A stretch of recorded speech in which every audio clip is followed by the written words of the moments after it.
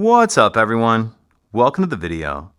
Today we're going to take a look at how to replace the engine air filter in a 2024 Mazda CX-5. This CX-5 has a 2.5 liter 4-cylinder motor in it. So taking a look at our engine compartment, off to the driver's side, we see this item right here. This is going to be the air box. This is what houses the engine air filter. There's two clips that we need to undo, one right here. As you can see, those clips just push off. There's another one over here. Once we get those two clips undone, the top of the airbox will pick up like this. Then we can reach in here and get the engine air filter out like that. And once we get our old air filter out, it's a good idea to go ahead and clean out the inside of the airbox with a shop vac or a rag, whatever. Get that as clean as you can, and then we'll install our new engine air filter.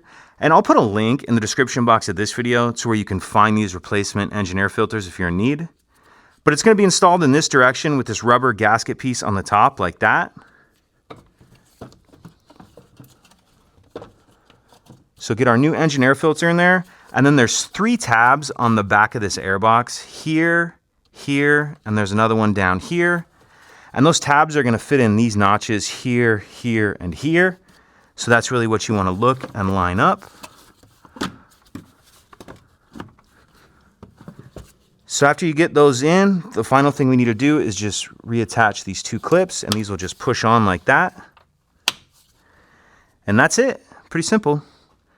If you have any questions, please let me know. If you could take a second to like and subscribe, it helps us out, and I'd appreciate it.